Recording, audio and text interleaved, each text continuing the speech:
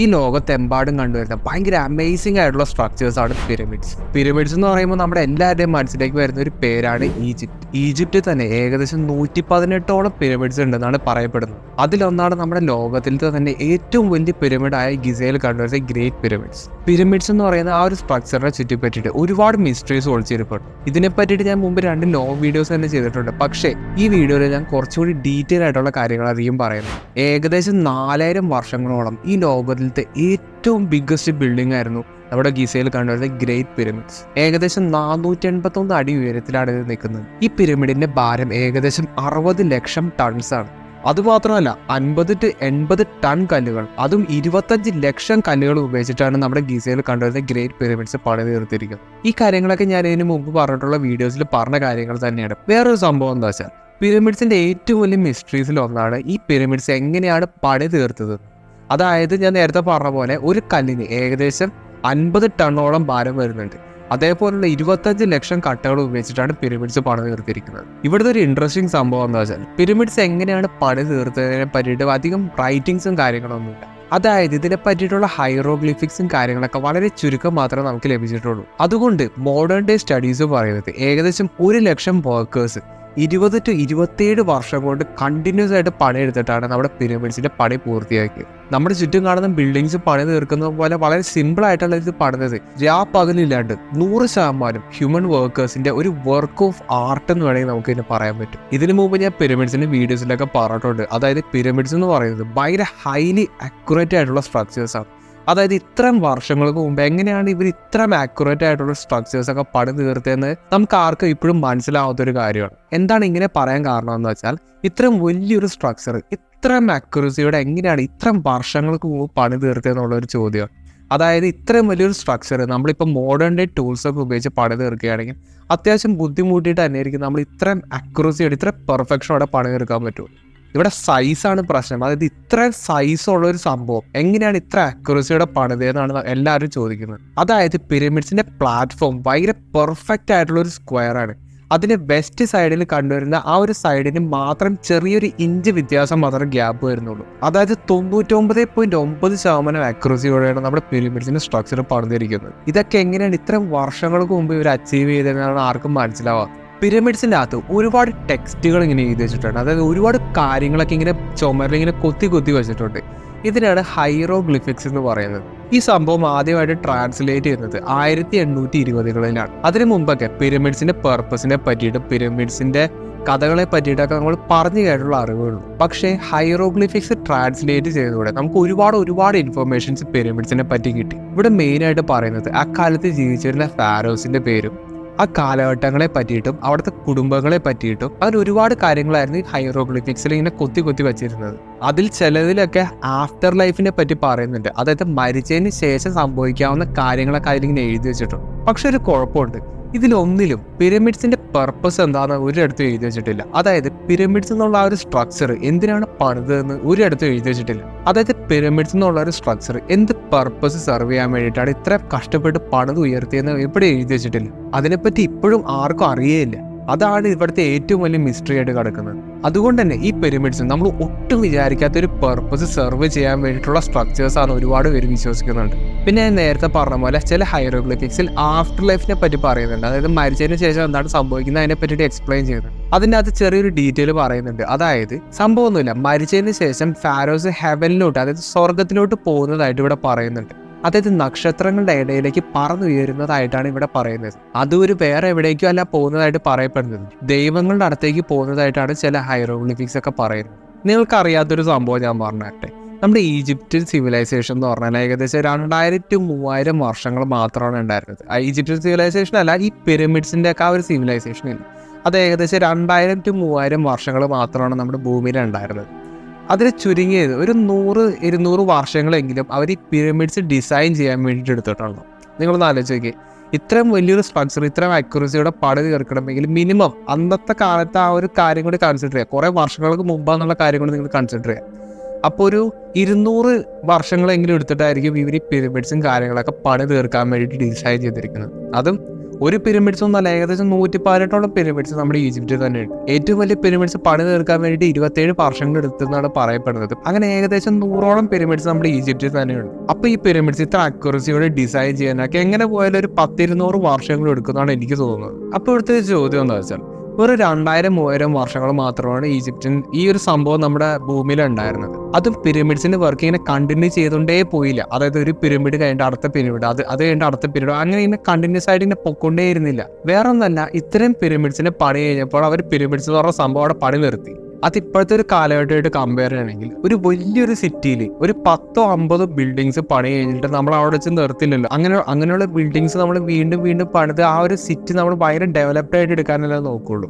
ഇപ്പൊ ചോദ്യം എന്താ വെച്ചാൽ, ഇത്ര വർഷങ്ങൾക്ക് മുമ്പ് ഇത്ര പിരമിഡ്സ് അവരിങ്ങനെ പണി തീർത്തിട്ട് പിന്നീട് എന്തുകൊണ്ടാണ് ഒരുപാട് പിരമിഡ്സ് അവർ പണിയാഞ്ഞത് എന്നാണ് ഒരുപാട് പേരുടെ ചോദ്യം. ഈ ഒരു ചോദ്യത്തിന് ഇമ്പോർട്ടൻസ് എന്താണെന്ന് അറിയോ? അതായത് പിരമിഡ്സിന്റെ പർപ്പസ് എന്താണെന്ന് നമുക്കറിയില്ല. അതായത് പിരമിഡ്സ് എന്തിനാണ് ഉപയോഗിക്കുന്നതെന്ന് നമുക്ക് ഇതുവരെയായിട്ട് അറിയില്ല. അതുകൊണ്ട് തന്നെ ഇത്ര എണ്ണം പിരമിഡ്സ് ഇവർ കറക്റ്റായിട്ട് പണിതത് എന്തെങ്കിലും പർപ്പസ് സെർവ് ചെയ്യാൻ വേണ്ടിയിട്ടായിരിക്കും എന്നാണ് ഒരുപാട് പേര് വിശ്വസിക്കുന്നത്. ഫോർ എക്സാമ്പിൾ, ഞാനിപ്പോൾ ഒരു കാർ ഉണ്ടാക്കുന്നതെന്ന് വെച്ചോ, ഞാനൊരു 2-3 എഞ്ചിൻ പണിതിങ്ങനെ വെറുതെ പുറത്തെടുത്ത് വെക്കില്ലല്ലോ. ആ കാറിന് വേണ്ടിയിട്ടുള്ള ഒരൊറ്റ എഞ്ചിനല്ല ഞാൻ പണിയുള്ളൂ.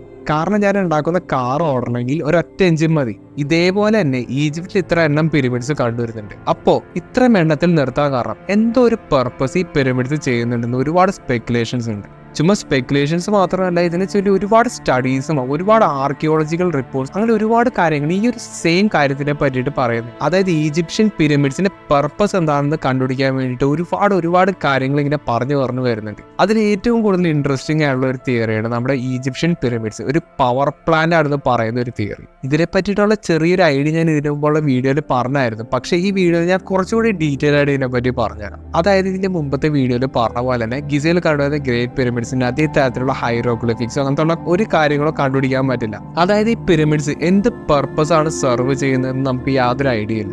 അപ്പൊ കഴിഞ്ഞ വീഡിയോയിൽ ഞാൻ പറഞ്ഞത് എന്താ വെച്ചാൽ, പിരമിഡ്സിന്റെ അത് 2 തരത്തിലുള്ള കെമിക്കൽസ് കണ്ടുവരുന്നുണ്ട്. ഒന്ന് ഹൈഡ്രേറ്റഡ് സിങ്കും മറ്റേത് ഡൈല്യൂട്ട് HCl-ഉം. ഇത് കണ്ടുപിടിച്ചിരിക്കുന്നത് പിരമിഡ്സിനകത്ത് ഒരുപാട് ചാനൽസ് കണ്ടുവരുന്നുണ്ട്. ചാനൽസ് എന്ന് പറഞ്ഞു കഴിഞ്ഞാൽ ഒരു തരത്തിലുള്ള പാസേജ് കണ്ടുവരുന്നുണ്ട്. ഓക്കെ, ഈ പാസേജ് ഡയറക്റ്റ് ആയിട്ട് ഒരു റിസർവോയറിലേക്ക് കണക്ട് ചെയ്തിട്ടുണ്ട്. അതായത് ഈ റിസർവോയറിനകത്തേക്ക് വെള്ളം നിറയും. ഈ വെള്ളം ഈ തൊട്ടടുത്തുള്ള നൈൽ റിവറിൽ നിന്നാണ് ശേഖരിക്കുന്നത്.